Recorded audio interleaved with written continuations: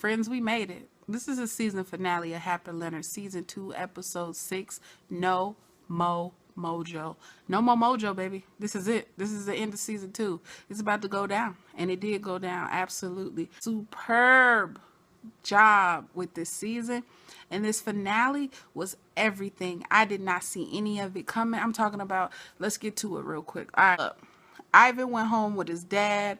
Raul, who is Leonard's boyfriend, they had basically come to their ends of the roads with each other, but they will seem like they will still remain friends. Milton's house is no more. Florida and Detective Hansen are now dating. We see them engage in a kiss. Mima's house is now being sold off to a couple. Neighborhood is evolving to something better versus what it was, when Milton was there. It's sunshine now. So we're at the church. They're having a ceremony for all the slain children. Then their families are able to come together, unite, and basically mourn. And they know that, justice has come, and they know that Fitzgerald was the cause of all of this devastation in their, homes and lives. Miss Juicy never found who took her son, so we never know what happened to Boomer. We see our favorite waitress, Miriam, at the Armadillo restaurant, serving up her food, being lovely spirit as she is. And we end up seeing she has BB on her necklace, so we know she is probably BB's mother. In my head, already at that point, I was like, something fishy going on.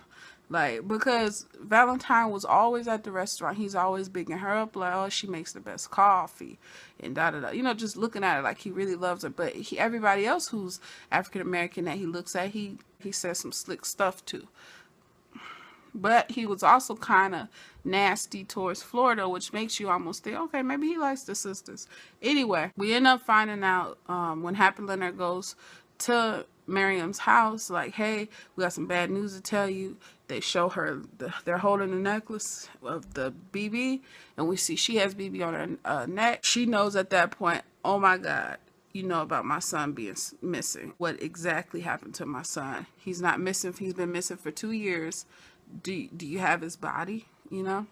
They go up to BB's room, end up finding out that he has a picture of him sitting in a tree. Same as that vision on the tree limb. They show him find out the tree is located on that church grounds that young Mima's family was slain.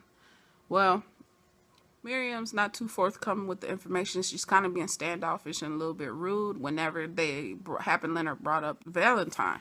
And they're not understanding, we're trying to help you, but you're pushing us away whenever we brought him up. So what's the deal? Because we know somehow he's got some interest in little boys who play baseball, because he's at that baseball field just relaxing and chilling and reflecting. Basically left a bag of what he called his treasures or whatnot in the tree. So Hap and Leonard go to the church ground. They get in the tree. They see he has a book bag full of pictures and a sheriff's badge and a birthday card that says, for my best boy. So we know best boy is BB. So how is all of this, mixing together? The child has a necklace. Miriam has a necklace. How is this related to? In my head, I'm like, yo, the child is a, lighter skinned African-American boy with very bright colored eyes. I'm thinking Valentine's the pappy. Valentine's that baby's pappy. And Miriam is like, let me be quiet, because I don't want the whole, the community to know, the city that they live in, that Valentine is my child's fault. It would be a mess, for whatever reason. They don't want it out. Well, we end up finding out that Valentine was the father. They're back at Valentine's house for some big shindig. And he says, hey, man, yeah, you think I killed him? Why would I kill him? That's my son. He's the only son I've had. I love that boy. Miriam, I care for her too, And so everybody's shocked, like, oh, my God. And so Valentine even pulls out the necklace he had, BB. So, he's just like, Bo's a mess up. And this child was a perfect thing. He was the best part of me, you know.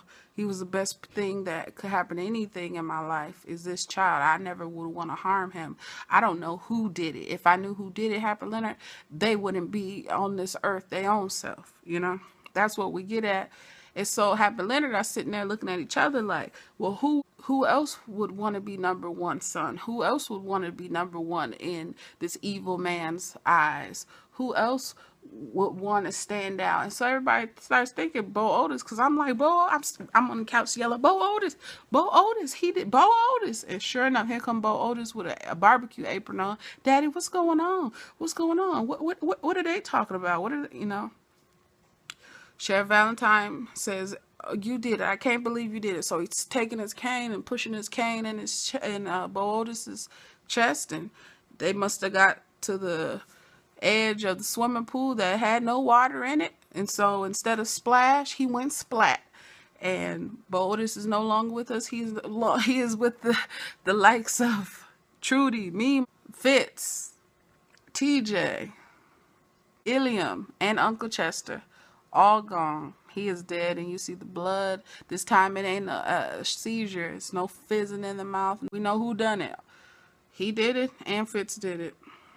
And like I said, man, this season was everything. The very final scene was so engaging and so beautiful. It was, they put the gate, Hap and Leonard put the gate back onto the church, the old church. So they took that metal entrance gate with the crucifix and baby Jesus' head in it. They put it where it belonged, right back on the old church ground. They linked it together, and as they walk away towards Hap's dad's truck, Bud Collins' pickup truck, which he had painted again in a bright, pretty red, and they drive away being best friends as usual, we see the scene of all the people who were slain in the church fire and lynching. All of those, the family, the children, and BB, they're basically sitting there like, yeah, we're at peace or whatnot. Like, we're back together, I guess, is what it's saying. And we see Mima in her last known physical state as an older lady, you know, walking up to where young Jezebel would be.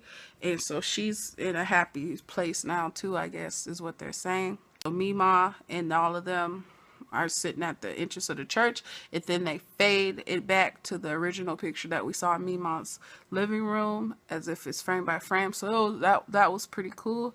It happened. Leonard pull off, man, and they're just rolling down the street, and we see a lady in her front yard, basically hand washings and drying, putting on the clothesline, a Klansman uniform. So, you know, even though they solved one thing, this crap is still going on, is what they're saying. And to be continued until season 3, man. And, you know, I'm going to hold it down. I'm going to be here just as soon as season 3 comes.